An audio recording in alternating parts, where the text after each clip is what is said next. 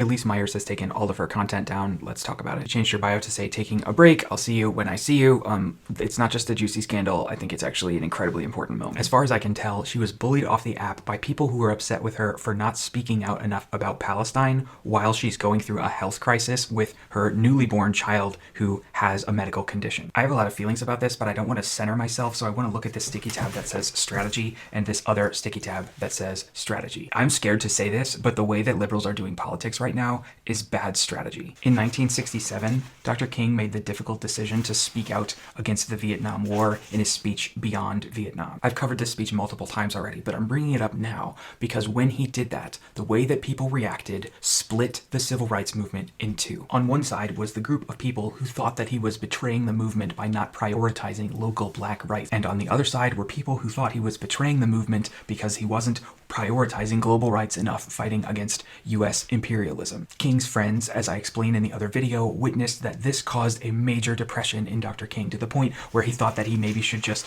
retire to Riverside Church and become a pastor there where he had given that original speech. Maybe you think that it's kind of ridiculous to compare Dr. King to Elyse Myers, and maybe that's kind of the point. Don't get it twisted. I understand that social media has political power, but we are not exercising that power if we are just using it to police each other. To put a word to it, it is liberal perfectionism. I cannot agree with you unless I agree with every single thing that you do. That is not just unrealistic, it is unstrategic. Policing someone requires time and energy out of both parties. In liberal purity culture, we are not listening to each other, we are evaluating each other. And evaluating each other takes precious intellectual energy. That strategy sticky tab is in Bryan Stevenson's book, Just Mercy, where he explains how he and his team were able to change juvenile life without parole sentencing at the Supreme Court level. File court cases in Missouri, Michigan, Iowa, Mississippi, and so many others. And they had a theory of the constitutional argument that they were going to employ. Producing that theory and filing those cases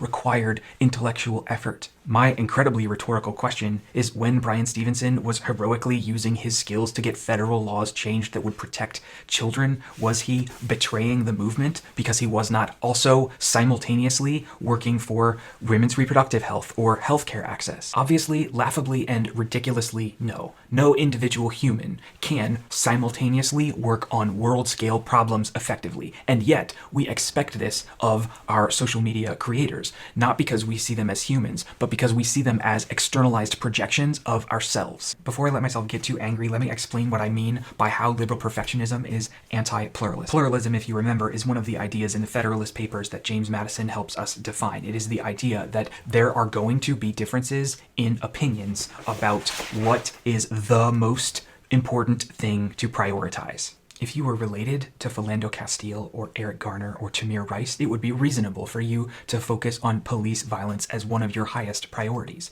So too with gun violence or gender-based violence. King in his speech calls for protest, but he says that how you protest is a matter of your own conscience. Liberal purity culture, like any purity culture, doesn't care about your conscience. It cares about compliance. In our pursuit of being perceived as perfect, we are evaluating each other and ourselves instead of evaluating solutions. Speaking of solutions, conclusion. Lots of different people are doing lots of different good work. Where Stevenson has legal expertise and intellectual energy and a team of legal researchers, Elyse has skills in emotional intelligence and relatability and encouragement and vulnerability. Pluralism requires us to recognize that neither set of skills is superior or more important than the other. It is reasonable for different people, for different reasons, to prioritize different things. Many people are prioritizing Palestine, and they have legitimate moral reasons to do so. But I think many people are making demands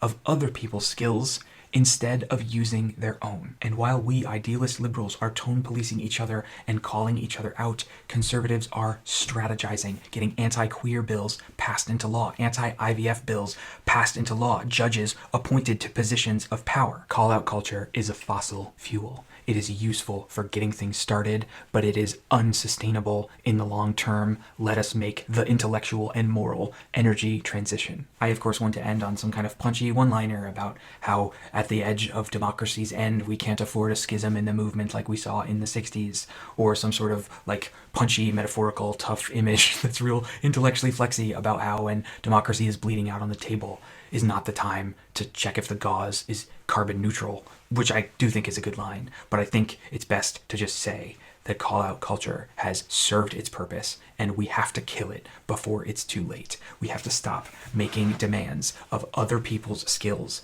and start focusing on ours and how we can use them.